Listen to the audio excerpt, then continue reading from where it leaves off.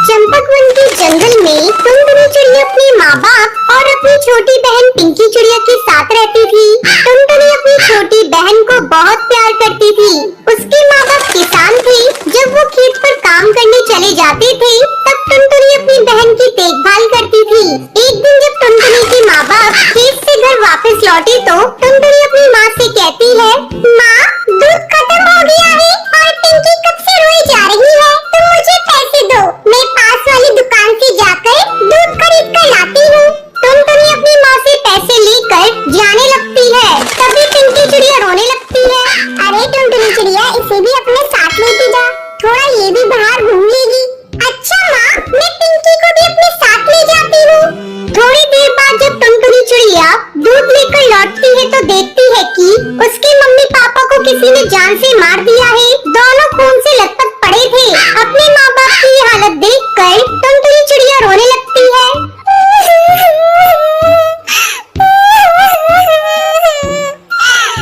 माँ पिताजी, आपकी ये हालत किसने कर दी? उल्टो ना, ये देखो, मैं पिंकी चिड़िया के लिए दूध लेकर आ गई। टुनटुनी चिड़िया के रोने की आवाज सुनकर हरी काकी वहाँ आती है। हरी काकी, देखो ना, मेरे मम्मी पापा को किसी ने बड़ी बेरहमी से मार दिया। आपने किसी को मेरे घर आते देखा था? नहीं टुनटुनी चिड़िया, मैंने किसी को तेरे घर आते नहीं देखा, लेकिन तू कहाँ थी? मैं पिंकी चिड़िया के लिए दूध लेने गई थी।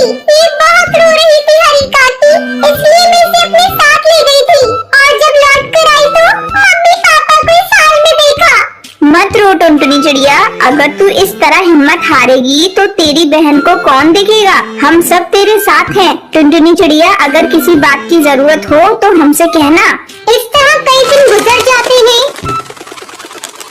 घर में रखा सारा अनाज भी खत्म हो चुका था। खेत में लगी हुई फसल भी बिना देखभाल के सूख चुकी थी। एक दिन टुनटुनी चिड़िया अपने खेत पर जाती है और खेत में लगी हुई फसल सूखी देखकर रोने लगती है। क्या करूं? घर में अनाज का एक भी दाना नहीं है और माँ पिताजी ने जो फसल लगाई थी वो भी सूख चुकी है। अब दोबारा से खेत में फसल उगानी होगी। टुनटुनी चिड़िया 2 दिनों तक लगातार खेत की सफाई करती है। चलो, खेत की सफाई हो गई, अब इसमें कुछ बीज लाकर बिखेर देती हूँ। टुनटुनी चिड़िया अपने घर जाती है। तभी रास्ते में उसे बंटी कबूतर मिलता है। बंटी कबूतर टुनटुनी चिड़िया का बहुत अच्छा दोस्त होता है। वो टुनटुनी से कहता है, अरे टुनटुनी चिड़िया, ऐसे उदास होकर तुम कहाँ जा रही हो? मुझे अपनी परेशानी बताओ।